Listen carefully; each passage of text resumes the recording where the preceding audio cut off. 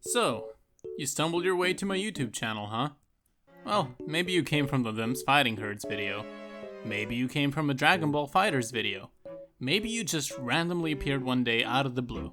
The point is, the channel right now looks a little bit all over the place, so I'm hoping this video will give you a clearer idea as to who I am and what this channel is for. My name is definitely not Alex, and I'm casually competitive. My love for oxymorons aside, I really can't think of a better way to describe who I am and what I'm hoping to achieve with this channel. This video is all about the channel, so let's get right into it already. What exactly is the point of all of this? Well, number one goal is to entertain, obviously. But apart from that, I want to encourage players to give fighting games an honest shot. How do I plan on doing that exactly? Well, it's simple really. I've got a couple of easy steps that you can follow straight away. Step 1. Put the fighting games are hard mentality to rest. I've tried to get so many of my friends and even family to play fighting games, but I always get the same answer. Fighting games are hard. I've also talked to many gamers that take pride in this perceived difficulty. We like to make it sound like we're scaling Mount Olympus every time we press a button, and that's just not the case. Fighting games are easy, and if you don't believe me, then stay tuned and give me a chance to change your mind. Step 2. Help beginners find their footing. Okay, so we proved fighting games aren't inherently difficult, so now we have a bunch of brand new players getting pummeled by fighting game veterans. What do? Well, let's give them a fun way to improve first. All too often, players just tell you to put in mileage, and while that is true, it's not exactly helpful. There are in fact many tips that will get you started quicker. Things most people who are good don't even think about. It's second nature.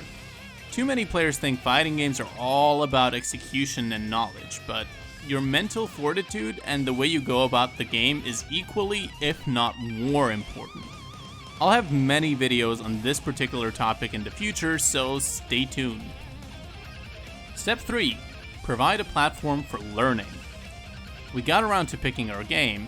We realized it's not that hard to pick up a game and start playing, and we adjusted our attitude to compensate for our skill level. What comes next? It's time to start getting technical. Time to learn. My hope is to build a community that will help each other out and evolve together. I'll teach what I can, but honestly, most of you are much better learning resources than I am. When I first started, I was lucky enough to find a neat little community. I found people that beat me in sets of 200 to 1, and I just kept going. It was fun, and the community seemed to encourage me to keep trying rather than put me down for all the things I have yet to learn. I want to help provide that for others as well. Step 5. Encourage players to step outside of their comfort zone. Way back in step 1, I asked you to step out of your comfort zone and give fighting games an honest, hard look. 4 steps later in the journey, I ask you again to branch out. Maybe you did try other games, but the realization that you have to start all over again was daunting and you just simply gave up and said, well, other games really mess with my muscle memory. Remember the attitude adjustment in step 2? Take a deep breath. Realize you'll probably lose a bit at the start and just allow yourself to learn as you play. You'll be surprised how much taking time off your main game and playing a different one can help you out.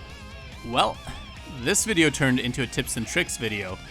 Maybe I'll just give it a clickbait title, something like 5 things keeping you from going pro in fighting games. Maybe not. But yeah, back on topic. These bullet points are just some of the things I'll be exploring on the channel, but I'll also be doing discussion videos, some news coverage, opinion pieces, videos sharing my experiences as a beginner, analysis videos, and so much more. I'll try to make it fun for veterans and beginners alike. To close it out, I'll let you in on a little secret. I'm working on a very ambitious project that goes into stupid levels of depth regarding MK11. I've had a very love-hate relationship with the game, and now a full year since its release, I think I'm finally ready to talk about it. The series will be of a very informative nature and will actually cover a lot of things easily applicable to any game. Within the series, I'll cover topics of all different levels, from the notations and the FGC terminology, too high level option selects, and even the truth about laggy down to mashing Jade players in Combat League. Whew, that was a mouthful. That said, the series will be a little bit on the harsh side and will pull no punches. Many things irritated me about the community in particular, and you best believe these things are getting their own little spotlight. Don't go into it expecting sunshine and rainbows. I aim to make fighting games accessible, but I also need to be realistic. Transparency is a key factor on my channel, so I'll limit my sugarcoating. This is actually the main reason I have my Twitch channel to begin with. Uploading full unedited sets is simply not gonna cut the butter on YouTube. Besides, I don't really see myself as a Let's Play channel. Not editing my videos makes it seem low effort, and editing them feels like cherry picking.